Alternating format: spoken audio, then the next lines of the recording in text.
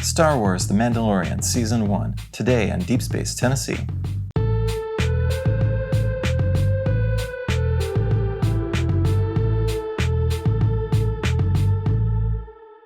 First airing in the fall of 2019 with the launch of the Disney Plus streaming service, The Mandalorian was the first of the long-awaited Star Wars live-action television series. Developed by Jon Favreau, well known as the director of the first Iron Man movie that launched the Marvel Cinematic Universe, along with Dave Filoni, who ran two of the Star Wars animated series, The Clone Wars and Rebels. It should also be noted that Filoni was basically George Lucas's apprentice for the better part of a decade during the production of The Clone Wars, and due to this mentoring relationship, he arguably knows and understands more about the Star Wars universe than anyone else except Lucas himself. Also, Favreau actually voiced a character named Pre Vizsla of the Mandalorian Death Watch on the Clone Wars, so he had a decent understanding of the Mandalorians himself.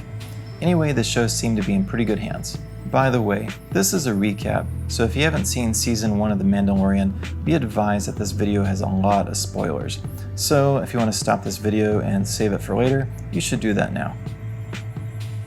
Okay, The Mandalorian takes place about 5 years after Return of the Jedi, during the collapse of the Galactic Empire and the rise of the New Republic. It follows the adventures of its eponymous lead character, an unnamed bounty hunter nicknamed the Mando, because he seems to be an archetypal man with no name, but also mostly because he's a Mandalorian. Anyway, we eventually find out he's named Din Djarin.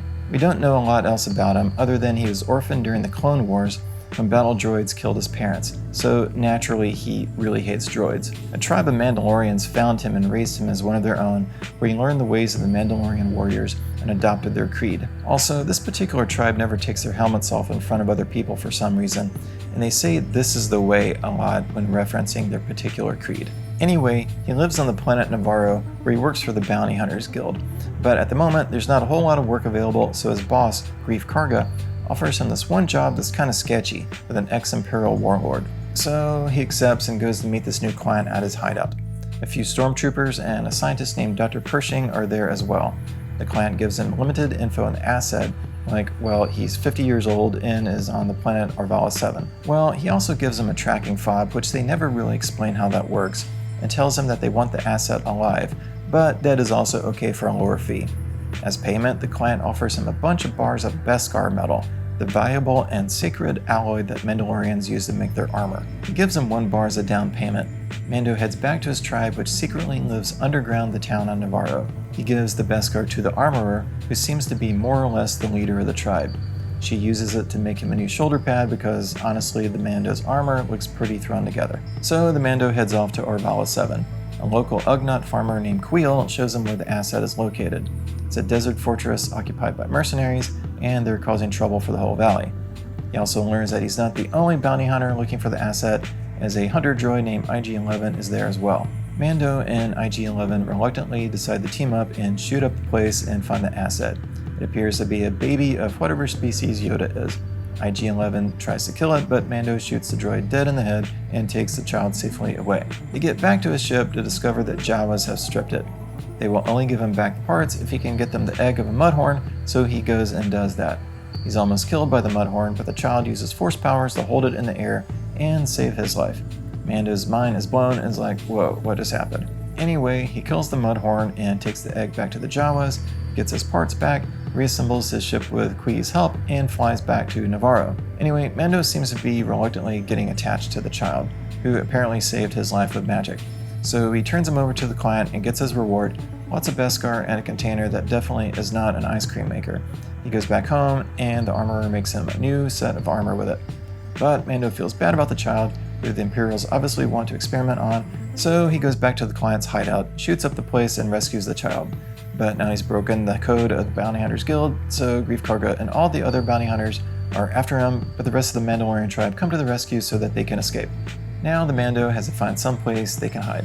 They go to the backwater planet Sorgan, where he meets an ex-rebel shock trooper named Cara Dune, and they help some local seafood farmers fight off some bandits. He almost decides to stay there for a while, partially because it seems fairly peaceful and safe, but also because the widowed farmer woman Omera is totally into him, but they get attacked by another bounty hunter, so they fly off to find another world. Their ship gets damaged and run in with another bounty hunter, so they set down on Tatooine to get repairs done. Unfortunately, he doesn't have any money for repairs, But a wannabe bounty hunter named Toro Calican, who is trying to get into the guild, asks for his help with the job so they'll accept his membership application, and he'll let Mando keep the money because he just needs reputation points. I guess it's measured in points. I don't know. So the Mando leaves the child with Peli, the mechanic, and heads off into the Dune Sea with Toro to find their bounty, an assassin named Fenric Shan. So they do that and catch her. Toro then decides to double-cross Mando. He kills Shan and plans to turn both the Mando and the child in for a bigger reward. But the Mando then shoots Toro, killing him. He then pays Peli for the repair job with Toro's money bag, who will no longer need it, and they fly off to find another world. Again. So Mando is getting desperate for cash and decides to try and get a job with an old acquaintance, Ranzar, who is super sketchy. Ranzar offers him a job rescuing an associate of his from a New Republic prison ship, but they have to use Mando's ship. He doesn't like this. He meets the rest of the team. Mayfeld, an ex-Imperial sharpshooter, Berg, the muscle, Zero, the droid pilot, and Xian, Mando's homicidal, crazy ex-girlfriend, apparently. Anyway, they're all terrible people, and Mando realizes this is a terrible idea. So they break into the prison ship. It's entirely manned by security droids except for one New Republic soldier who threatens to activate an emergency beacon before Xian kills him despite Mando's attempts to the contrary. They then rescue Ranzar's associate, who turns out to be Xian's brother Quinn, who is also terrible. They then double-cross Mando and leave him in Quinn's cell. But before they can get away with Mando's ship, he manages to break out, subdue them all, and leave them there locked up, except for Quinn, who he agreed to rescue in the first place.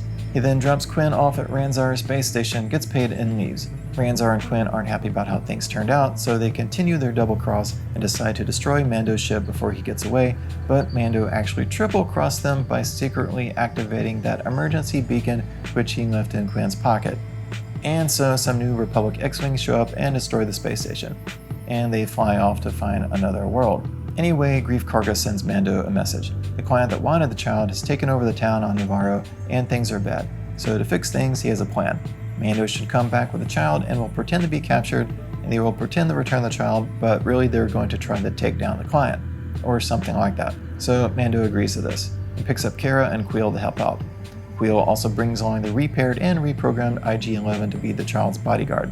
Mando doesn't like that part. So they meet Greef and a couple hunters in a remote location near some lava fields and head back to town. IG-11 stays with the ship. They camp out for the night and get a stew going probably, and then they get attacked by venomous pterodactyl things, which they drive away, but in the process, Greef got bit and the venom is killing him, but the child uses his force powers to heal him, and Greef is like, whoa, what just happened? Anyway, the next day, outside of town, Greef shoots and kills his associates, because the original plan was for them all to kill Mando and return the child, but he couldn't go through with it after the child healed him and he had an epiphany of some sort. So, now they still plan on Mando pretending to be captured, Cara posing as a bounty hunter, while Kuiil takes the child back to the ship and they'll just take the baby carrier to the client and pretend the kid's in there. So they do that. They meet with the client in the cantina and everything seems to be going okay, except there's a lot more stormtroopers than they anticipated. The client then calls his boss, Moff Gideon, a former Imperial Security Bureau officer, who is mad at him for falling for Mando and Greef's scam. Suddenly, a whole bunch of stormtroopers shoot up the place from outside, killing the client. Moff Gideon lands on a TIE fighter, which, by the way, the wings on those things fold up so that they can land. Who knew? So Mando, Cara, and Greef are still hiding in the cantina, and Moff Gideon tells them to give themselves up, blah blah.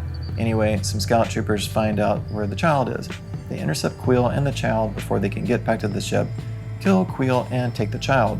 But before they head back to town, IG-11 finds them and kills them, rescues the child, and rides off on a speeder bike to help out the others. He shoots up a bunch of stormtroopers in the process. Meanwhile, Mando, Cara, and Greef are fighting the stormtroopers, and Mando gets a bad head injury in the process. IG-11 and the child show up and make it to the cantina. They find a grate leading to the sewers, so Cara, Greef, and the child head on down there to find a way out of town. IG-11 wants to treat Mando's head injury, but Mando's creed won't allow him to remove his helmet to be seen by any living thing.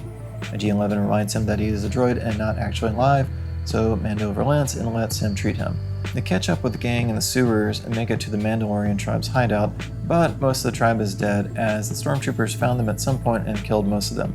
The armorer is there trying to recover as much of the armor as she can, because Beskar ain't cheap, and also because it's holy or something. She tells Mando that she has to return the child to his own people, who, according to legend, are an ancient order of sorcerers called Jedi that were enemies of the Mandalorians. Also, she gives them a jetpack. So the gang finds a boat in an underground lava river that leads outside of town, but there's some stormtroopers waiting at the exit of the river tunnel, so as a last-ditch move, IG-11 goes on ahead and self-destructs to kill the whole bunch of them. But Moff Gideon is back. He's flying around in his TIE fighter trying to kill them. Mando then uses his jetpack to fly up and stick a bomb on the TIE fighter, which causes it to crash. Anyway, so the end. Mando heads on for the trial to find the Jedi. Greef goes back to doing guild business and offers Kira a job. However, Moff Gideon survived his crash and cuts himself out of the wreckage using the legendary Mandalorian Darksaber. To be continued. The first season of The Mandalorian is pretty good. Not perfect by any means, but pretty good. It was Favreau's intention to try and capture the feel of A New Hope, specifically the early scenes on Tatooine, and I think the show does a decent job of that. Stylistically, it feels a lot like Rogue One and Solo, and I'm good with that. And like Filoni's other projects, The Clone Wars and Rebels, the show feels like part of the Star Wars universe without feeling like it's just a bunch of fan service references. It was also Favreau's intention to give the show the feel of a 1960s Western, and I think it succeeds at that, though in a somewhat less obvious way because of the visual immediacy of the modern production values.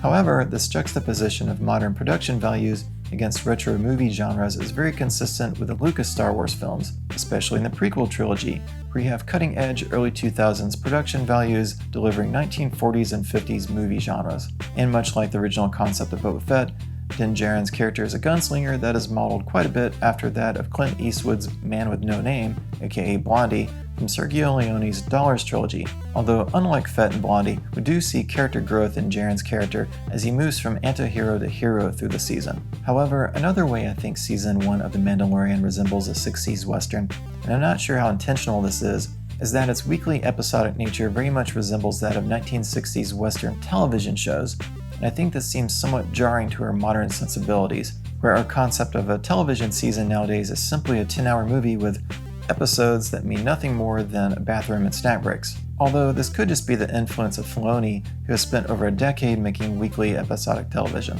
Anyway, speaking of modern production values, the show made some amazing breakthroughs in visual and special effects, with Industrial Light and Magic's new stagecraft technology. Essentially, they built a minimal movie set on a soundstage that's surrounded by a giant wraparound wall of LED monitors that displayed a CGI background rendered live by the Unreal Engine. The imagery was tied to the location of the camera, so the computers constantly updated a visual perspective that's correct from the camera's viewpoint. It's cut down on a huge amount of post-production work and allowed them to produce cinema-quality sci-fi television at a rate and budget that would have been unheard of a few years ago. We will probably see this used a lot in years to come, often in lieu of green screens. Anyway, I give Season 1 a yes. Please continue. Alright, thanks for watching Deep Space Tennessee. Be sure you like, share, and subscribe. See you next time.